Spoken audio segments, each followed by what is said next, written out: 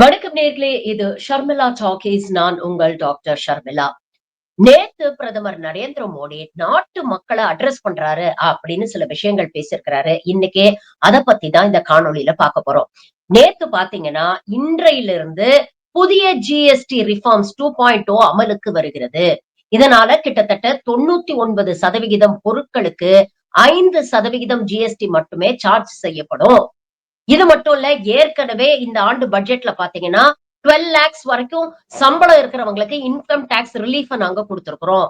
இது மூலமாக double Deepavali gift நாங்க இந்த நாட்டு மக்களுக்கு கொடுத்திருக்கிறோம் அப்படின்னு பிரதமர் நரேந்திர மோடி ரொம்ப பெருமையா பேசினாரு. இது மூலமாக நாட்டு மக்களுக்கு கிட்டத்தட்ட 2 லட்சம் கோடி அவங்களால சேமிக்க முடியும். அதனால அவங்க கையில நிறைய காசு புரளும். இதனால நாட்டு மக்களுக்கு மட்டும் இல்ல, சிறு குறு தொழிலாளர்களுக்கும் நிறைய பெனிஃபிட்ஸ் வரும். இதனால எக்கானமி இம்ப்ரூவ் ஆகும். இது மூலமாக விக்சித் பாரத் அப்படிங்கிற இலக்கை அடைஞ்சிருவோம் அப்படின்னு பேசியிருக்கிறார். ஆனா உண்மையில நாட்டுல 15 வருஷம் முன்னால என்ன நடந்துட்டு இருந்தது, இன்னைக்கு இந்த 15 வருஷம் அதுல ஒரு 8 வருஷம் ஜிஎஸ்டி கலெக்ஷன் வச்சுக்கோங்களேன். அது மூலமாக என்ன நிலைமைக்கு இந்த நாட்டை கொண்டு வந்திருக்கிறாங்க அப்படிங்கறத பத்தி நாம பேசணும் இல்லையா? 8 வருஷமா ஜிஎஸ்டி அப்படிங்கிற ஸ்ட்ராவ போட்டு மக்களோட உழைப்ப, மக்களுடைய ரத்தத்தை வரிங்கிற பேர்ல உறிஞ்சு எடுத்துட்டு, இன்னைக்கு ரத்தம் சுண்டி போய் கையில அடுத்த வேளை செலவுக்கு காசு இல்லாம இருக்கக்கூடிய மக்கள் கிட்ட பாருங்க, உங்களுக்கு டபுள் பொனான்சா தீபாவளி கிஃப்ட் கொடுத்திருக்கிறோம் அப்படின்னு ஒரு அண்ட புழுக ஆகாச புழுக நேத்துக்கு பேசியிருக்கிறார். உண்மையான நிலைமை என்ன அப்படிங்கிறது தெரியுமா? இன்னைக்கு 2025ல பாத்தீங்கன்னா, இந்த நாட்டுடைய மொத்த வரியில 80% இதுல கிட்டத்தட்ட 80% நுகர்வோரான நாம கட்டிக்கிட்டு இருக்கோம், கன்சியூமர்ஸ். 20% தான் ப்ரொடியூசர்ஸ் கட்டுறாங்க. ப்ரொடியூசர்ஸ்னு சொல்லும்போது ஆர்கனைஸ் செக்டார்ல இருக்கக்கூடிய the companies, the so called corporates. இந்த கன்சியூமர்ஸ் அப்படின்னு சொல்லக்கூடியதுல மிகப்பெரிய செக்மெண்ட் யார் தெரியுமா? நடுத்தர வர்க்கம், the so called middle class. நாம தான் 80% வரிய கட்டிட்டு இருக்கோம். ஆனா இந்த பெரிய பெரிய செல்வந்தர்களான மல்டிநேஷனல் கம்பெனிஸ் வச்சிருக்கக்கூடிய கார்ப்பரேட் கம்பெனிகள் எவ்வளவு கட்டுறாங்க தெரியுமா? வெறும் 20%. இத நீங்க தெளிவா புரிஞ்சுக்கணும் அப்படிங்கிறதுக்காக தான் இந்த காணொலியை போடுறேன். தயவு செஞ்சு இதை புரிஞ்சுக்கங்க. எந்த அளவுக்கு நம்ம தலையில இவங்க மொளகா அரைக்கிறாங்க அப்படிங்கிறது உங்களுக்கு தெரியும். இதை தயவு செஞ்சு முடிஞ்ச அளவுக்கு ஷேரும் பண்ணுங்க. நாட்டுல இந்த அரசாங்கம் நம்ம கிட்ட 2 விதமாக வரி வசூலிக்கிறது. ஒண்ணு டைரக்ட் டாக்ஸ், இன்னொன்னு இன்டைரக்ட் டாக்ஸ். டைரக்ட் டாக்ஸ் அப்படிங்கறதுல நம்ம கிடையாது. நம்ம சம்பாதிக்கிறோம் இல்லையா, அந்த சேலரியில இன்கம் டாக்ஸ் நாம கட்டுறோம். அது சேலரி நம்ம கிட்ட வரதுக்குள்ளேயே அவங்க புடிச்சுக்கிட்டு தான் கொடுப்பாங்க. Tax deducted at source, TDS. இது இல்லாம கார்ப்பரேட்டுகள் டாக்ஸ் கட்டாங்க. இதெல்லாம் டைரக்ட் டாக்ஸ் கீழ வரும். Income tax, corporate tax, capital gains tax, property வச்சிருந்தீங்கன்னா அதுக்கு ப்ராப்பர்ட்டி டாக்ஸ். இது மூலமாக வரக்கூடிய கலெக்ஷன்.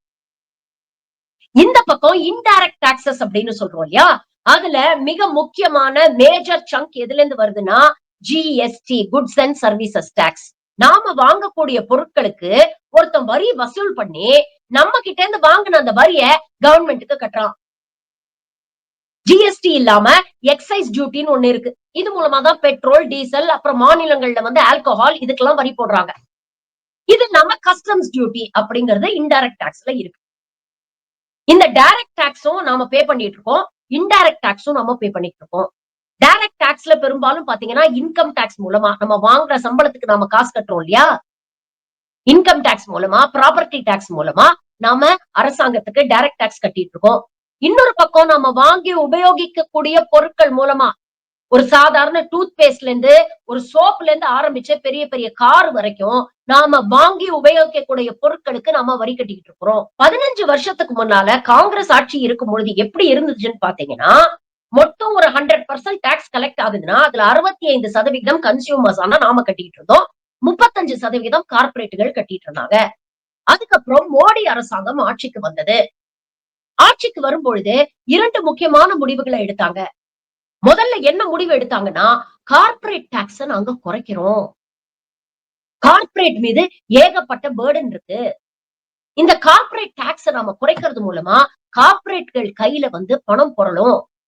அப்ப அந்த பணத்தை அவங்க மீண்டும் தொழில்ல இன்வெஸ்ட் பண்ணுவாங்க. அப்படி இன்வெஸ்ட் பண்ணாங்கன்னா தொழில் விரிவடையும்.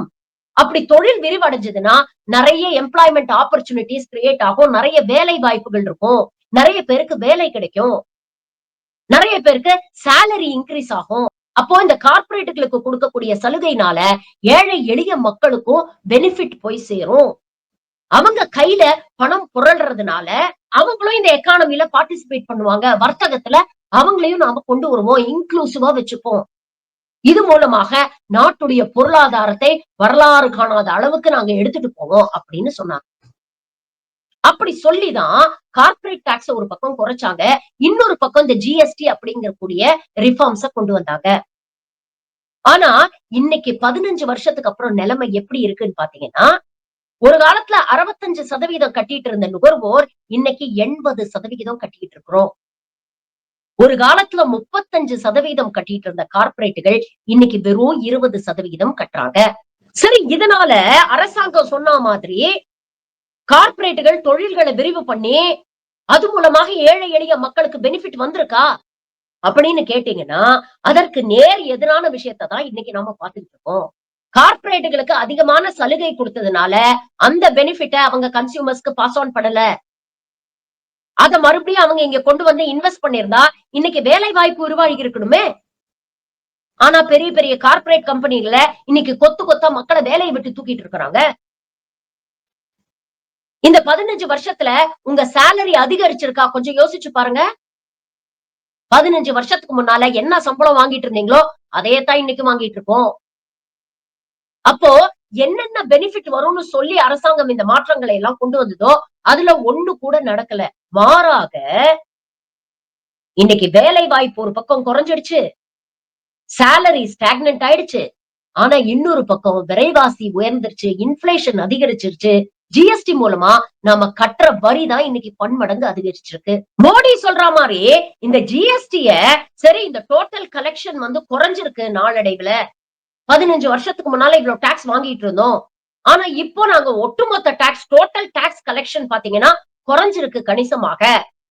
அப்படிங்கறத ஜஸ்டிஃபை பண்ணணும்னா கூட total tax collection over the past 8 to 10 years ஓவராலா குறைஞ்சிருந்ததுன்னா கூட இத ஓரளவுக்கு நம்மளால ஏத்துக்க முடியும். இத ஒரு உதாரணத்தோட சொல்றேன் பாருங்க. 15 வருஷம் முன்னால ஒட்டுமொத்த டாக்ஸ் கலெக்ஷன் 100 கோடின்னு வச்சுப்போமே. அப்போ அன்றைய தரவுகள் படி 65% நாம கன்சியூமர்ஸ் கட்டுறோம்னா கிட்டத்தட்ட 65 கோடி நம்ம கட்டியிருப்போம். 35 கோடி கார்ப்பரேட்டுகள் கட்டியிருப்போம். இன்றைக்கு 2025ல ஒட்டுமொத்த கலெக்ஷன் வந்து குறைஞ்சிருக்கு. 100 கோடியில இருந்து 80 கோடிக்கு வந்திருக்கு அப்படின்னு வச்சுக்கிட்டா கூட நாம இன்னைக்கு 80% கட்டுறோம்னு வச்சுக்கிட்டா கூட அது 64 கோடியா தான் இருக்கும். ஆனா இன்னைக்கு நிலைமை அப்படி இல்ல. அப்படி இருந்திருந்தா அது கன்சியூமர்ஸ்க்கு ப்ரொடியூசர்ஸ்க்கு 2 பேருக்கும் வின் வின் சிச்சுவேஷனா இருந்திருக்கும். அதாவது நாம 80% கட்டினாலும் ஓவராலா நம்ம கட்டக்கூடிய வரி மொத்தமா குறைஞ்சிருக்கு அப்படிங்கிற ஒரு சின்ன நிம்மதி பெருமூச்சாவது நாம விட்டுருக்கலாம். இன்னொரு பக்கம் கார்ப்பரேட்டுகளுக்கும் இவங்க இந்த சப்சிடி எல்லாம் கொடுத்து கார்ப்பரேட் வரி எல்லாம் குறைச்சதுனால அவங்க வந்து எல்லாத்துலயும் இன்வெஸ்ட் பண்ணி இன்னொரு பக்கம் ஜாப்ஸ் கிரியேட் பண்ணி சேலரிஸை ஏத்தி இன்னைக்கு ஒட்டுமொத்த எக்கனாமியும் ரொபஸ்டா மாத்திட்டாங்க அப்படின்னாவது நம்ம திருப்தி அடைஞ்சிருக்கலாம். ஆனா இன்னைக்கு அதுவா நிலைமை? இன்னும் 2 முக்கியமான அதிர்ச்சி தரக்கூடிய விஷயங்கள் சொல்லட்டுமா? இந்த நாட்டுடைய ஒட்டுமொத்த ஜிடிபில நாம கட்டக்கூடிய வரியுடைய சதவிகிதம் அதிகமாயிருக்கு. அதாவது ஓவரால் ஜிடிபில நீங்க பாத்தீங்கன்னா 15 வருஷத்துக்கு முன்னால 16% கன்சியூமர்ஸ் நாம கட்டிக்கிட்டு இருந்தோம் டாக்ஸா. இன்னைக்கு அது 16%ல இருந்து அதிகரிச்சு 19% வந்து நிக்குது. சோ இன் டோட்டல் இந்த 15 வருஷத்துல நாம அதிகமா வரியும் கட்டுறோம், ஜிடிபில அதிக பங்கும் நாம தான் கட்டுறோம். இதுல இன்னும் மிக கவலை அளிக்கக்கூடிய வருத்தம் தரக்கூடிய ஒரு விஷயம் என்ன தெரியுமா? கவர்மெண்டோடைய இந்த டாக்ஸ் கலெக்ஷன்ல டைரக்ட் டாக்ஸ் நாம கட்டக்கூடிய இன்கம் டாக்ஸ் உடைய பங்கு நாளுக்கு நாள் வருஷம் அதிகரிச்சு இன்னைக்கு எந்த நிலைமையில வந்து நிக்குது. மாறாக கார்ப்பரேட் டாக்ஸ் வருஷம் குறைஞ்சு இன்னைக்கு எங்க வந்து நிக்குது அப்படிங்கறத கேட்டா நீங்க அதிர்ச்சி அடைஞ்சிருப்பீங்க. 15 வருஷம் முன்னால 2010, 11 நீங்க பாத்தீங்கன்னா டோட்டல் டைரக்ட் டாக்ஸ்ல 27% தான் இன்கம் டாக்ஸ் ஆகி இருந்தது. அதாவது அரசாங்கத்துக்கு வரக்கூடிய டைரக்ட் டாக்ஸ்ல இன்கம் டாக்ஸ், கார்ப்பரேட் டாக்ஸ்ன்னு இருக்குன்னு சொன்னேன் இல்லையா? அந்த டைரக்ட் டாக்ஸ்ல 27% நம்மளுடைய சாலரிஸ்ல இருந்து இவங்க பிடிக்கக்கூடிய இன்கம் டாக்ஸ். அப்ப கார்ப்பரேட் டாக்ஸ் வந்து கிட்டத்தட்ட 59% இருந்தது. அதாவது கிட்டத்தட்ட டபுள் மடங்கா இருந்தது. ஆனா இன்னைக்கு 2025ல நம்ம இன்கம் மூலமா நாம அரசாங்கத்துக்கு கட்டக்கூடிய டைரக்ட் டாக்ஸ் கிட்டத்தட்ட டபுள் மடங்கு ஆகி 48% வந்து நிக்குது. ஆனா 59% இருந்த கார்ப்பரேட் டாக்ஸ் இன்னைக்கு குறைஞ்சு 39% கிட்டத்தட்ட பாதிக்கு வந்துருச்சு. இப்படி மோடி ஆட்சிக்கு வந்ததுக்கு அப்புறம் ஏழை எளிய மக்கள் கிட்ட இருந்து கலெக்ட் பண்ணக்கூடிய வரி ஒரு பக்கம் ஏறிக்கிட்டே இருக்கும் பொழுது கார்ப்பரேட்டுகள் கட்டக்கூடிய வரி வந்து இறங்கிக்கிட்டே இருந்தது. முதல் முறையாக கார்ப்பரேட்டுகளுடைய வரி மக்கள் கட்டக்கூடிய வரிக்கு கீழே எப்ப வந்ததுன்னா கோவிட் காலத்துல. இது கூட ஜஸ்டிஃபைபிள்ங்க. ஏன்னா அப்ப கோவிட் காலத்துல கம்பெனிகள்லாம் முடங்கி போயிருந்தது, ப்ரொடக்ஷனே இல்ல. அதனால அப்போ கார்ப்பரேட்டுகள் கம்மியா டாக்ஸ் கட்டினாங்க அப்படின்னு சொல்லலாம். ஆனா இன்னைக்கு நிலைமை அப்படி இருக்கா? இன்னைக்கு தரவுகள், செய்திகளை எடுத்து பாருங்க. வரலாறு காணாத அளவுக்கு ப்ராஃபிட்ஸை இன்னைக்கு கார்ப்பரேட்டுகள் பார்த்துட்டு இருக்கிறாங்க. ஆனா அவங்க கட்டக்கூடிய வரி பாத்தீங்கன்னா நம்மளை விட பாதிதான் இருக்கு. அப்போ இந்த 10, 15 ஆண்டு மோடி ஆட்சி காலத்துல இவங்க எஃபெக்டிவா என்ன தெரியுமா பண்ணிருக்கிறாங்க? கார்ப்பரேட்டுகளுக்கு வரிச்சலுகை குடுக்குறோம்னு சொல்லி அவங்க கையில அதிகமாக பணம் புழங்க வச்சிருக்கிறாங்க. அவங்க அதை இன்வெஸ்ட் பண்ணாம அது மேல உட்கார்ந்துகிட்டு இருக்கிறாங்க. அதை கொண்டு போய் வெளிநாடுகள்ல இன்வெஸ்ட்மெண்ட்ஸா பதுக்கிட்டு இருக்கிறாங்க. ஆனா இங்க இருக்கக்கூடிய ஏழை எளிய மக்களுக்கு அதற்கான பெனிஃபிட் எதுவுமே வரல. கொஞ்ச நாள் முன்னால நம்ம நிர்மலா மாமி இத வெளிப்படையாவே சொல்லிட்டாங்க. இங்க இருக்கக்கூடிய கார்ப்பரேட்ஸ் எல்லாம் ஏன் இங்க இன்வெஸ்ட் பண்ண தயங்குறீங்க? உள்நாட்டுல ஏன் இன்வெஸ்ட் பண்ண மாட்டேங்கிறீங்க? அப்படின்னு மாமியே ரொம்ப வருத்தப்பட்டு பேசுனாங்க. ஒரு பக்கம் கார்ப்பரேட்டுகள் இந்த சலுகையெல்லாம் அனுபவிச்சுட்டு, இன்னொரு பக்கம் நம்மளுடைய வங்கிகள்ல இருந்து லோனை வாங்கிட்டு, அதை திருப்பி கட்டாம வெளிநாட்டுக்கு ஓடி போய் வெளிநாட்டுல இவங்க சொத்தெல்லாம் பதுக்கி வச்சுக்கிட்டு இருக்கிறாங்க. இன்னொரு பக்கம் இங்கே இருக்கக்கூடிய ஏழை எளிய நடுத்தர மக்கள் வரி அப்படிங்கிற பேர்ல நம்ம ரத்தம் சுண்டுற வரைக்கும் உழைச்சு இந்த அரசாங்கத்துக்கு வரி கட்டிட்டு இருக்கோம். இதுதான் கடந்த 8 வருஷமா இந்த ஜிஎஸ்டி மூலமாவும் கார்ப்பரேட் டாக்ஸ் சலுகைகள் மூலமாவும் நம்ம நாட்டுல நடந்துட்டு இருந்தது. இன்னைக்கு ஜிஎஸ்டி 2.0 ரிஃபார்ம்ஸ் கொண்டு வரோம் அப்படிங்கிற பேர்ல உங்களுக்கு டபுள் பொனான்சா கொடுக்கிறோம் அப்படின்னு மோடி சொல்லக்கூடிய போய் எவ்வளவு பெரிய துரோகம் அப்படிங்கறத யோசிச்சு பாருங்களேன். இதனால 2.5 லட்சம் கோடி நமக்கு சேவிங்ஸ் வரும் அப்படின்னு சொல்றீங்களே, உங்களுக்கு எல்லாம் வாய் கூசல? வருஷா வருஷம் இந்த நிர்மலா மாமி செய்திகள்ல அப்படியே கொக்கரிப்பாங்க. இந்த வருஷம் பாருங்க, வரலாறு காணாத அளவுக்கு ஜிஎஸ்டி கலெக்ஷன், வரலாறு காணாத அளவுக்கு ஜிஎஸ்டி கலெக்ஷன். போன ஏப்ரல் மாசம் கூட சொன்னாங்கங்க. அப்படி கட்டக்கூடிய ஜிஎஸ்டி கலெக்ஷன்ல கிட்டத்தட்ட 80% நாம கட்டிட்டு இருக்கோம். இப்படி நாம கஷ்டப்பட்டு கட்டக்கூடிய வரியில தான் இந்த கார்ப்பரேட்டுகளுக்கு லோன்னு தூக்கி கொடுத்துக்கிட்டு இருக்காங்க. வாரா கடனா போயிட்டு இருக்கு. இன்னைக்கு எதிர்க்கட்சி தலைவர் மல்லிகார்ஜுன் கார்கே ரொம்ப தெளிவா கேட்டிருக்கிறார். யாரை ஏமாத்த முயற்சி பண்றீங்க? மக்களுக்கு இது சேவிங்ஸ், மக்களுக்கு இது பொனான்சான்னு பேசி யார முட்டாளாக்க முயற்சி பண்றீங்க? கடந்த 8 ஆண்டுகள்ல ஜிஎஸ்டி அப்படிங்கிற பேர்ல நம்ம ரத்தத்தை ஸ்ட்ரா போட்டு உறிஞ்சு 55 லட்சம் கோடி இவங்க வருமானம் ஈட்டி வச்சிருக்கிறாங்க. இன்னைக்கு என்னோ பெரிய யோகிய சிகாமணிகள் மாதிரி ஏதோ நாட்டு மக்களுக்கு இவங்க ஏதோ நல்லது பண்ண மாதிரி நடிக்கிறாங்க. 55 லட்சம் கோடி இந்த 8 வருஷத்துல நம்ம கட்டியிருக்கோம்ல, இதனால நமக்கு ஏதாவது ஒரு பிரயோஜனம் இருக்கா? யோசிச்சு பாருங்களேன். நம்ம நல்லதுக்காக இந்த அரசாங்கம் இந்த பணத்தை எஃபெக்டிவா செலவு பண்ணிருக்காங்களா? சொல்லுங்களேன். கட்டுற பாலம் எல்லாம் இடிஞ்சு விடுது, கட்டுற ரோடெல்லாம் உடைஞ்சு விடுது. ஒரு மழைக்கு கூட இவங்க இன்ஃப்ராஸ்ட்ரக்சர் தாங்க மாட்டேங்குது. கேட்டா இவ்வளவு கோடிக்கு இன்ஃப்ராஸ்ட்ரக்சர் பண்ணோம் அப்படின்னு சொல்றாங்க. இவங்களுடைய ஆடிட் ரிப்போர்ட்டே சொல்லுது கிட்டத்தட்ட 7.5 லட்சம் கோடி இதுல ஊழல் பண்ணிருக்காங்க அப்படின்னு. சரி, மக்கள் கிட்ட இருந்து இவ்வளவு வரி கலெக்ட் பண்றாங்களே, இதனால உங்களுடைய வாழ்க்கை தரம் உயர்ந்திருக்கிறதா? உங்களுடைய வருமானம் உயர்ந்திருக்கிறதா? உங்களுடைய வேலை வாய்ப்பு அதிகரித்திருக்கிறதா? எதுவுமே இல்லையே. எந்த பெனிஃபிட்டும் இல்லாம பொதி மாடுகள் மாதிரி 8 வருஷமா நாம டாக்ஸ் கட்டிட்டு இருக்கோங்க. இது ஒரு பக்கம்னா, இந்த கலெக்ஷன தாண்டி கிட்டத்தட்ட 4 மடங்கு காங்கிரஸ் ஆட்சி காலத்துல இருந்ததை விட 4 மடங்கு கடன் வாங்கி வச்சிருக்காங்க. இந்த கடன்லாம் எங்க போச்சு? எதுக்காக செலவழிச்சாங்க? எதற்காவது இந்த அரசாங்கம் விளக்கம் கொடுத்திருக்கா? இன்னைக்கு வந்து பேசுறாரு மோடி. ஆத்ம நிர்பர் பாரத்தா இருக்கணும். முடிஞ்ச அளவுக்கு வெளிநாட்டு பொருட்களை பயன்படுத்தாதீங்க. சரி, வெளிநாட்டு பொருட்களை பயன்படுத்தக்கூடாது. இன்னைக்கு ட்ரம்ப் H1B விசா அதுக்கு $1,00,000 அப்படின்னு சொல்லி வெளிநாட்டுல இருக்கக்கூடிய இந்தியர்களையும் இங்க திருப்பி அனுப்ப முயற்சி பண்ணிட்டு இருக்காங்க.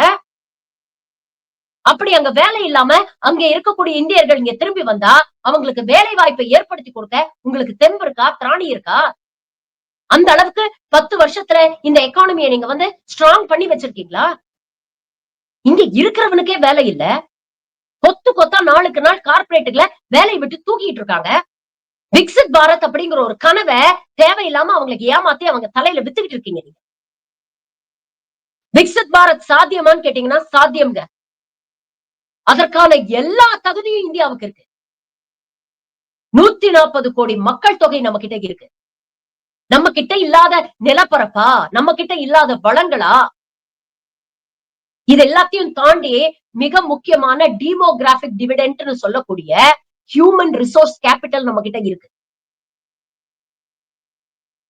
நாட்டிலேயே அதிக இளைஞர்கள் மக்கள் தொகை கொண்ட நாடு இந்தியா.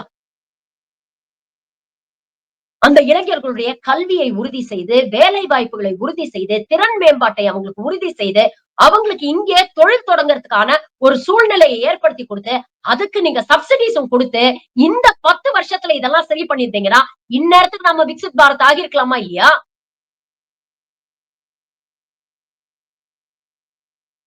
ஏதோ உங்களுடைய நண்பர்களான 2, 3 கார்ப்பரேட்டுகள் பிழைக்கணும் அப்படிங்கிறதுக்காக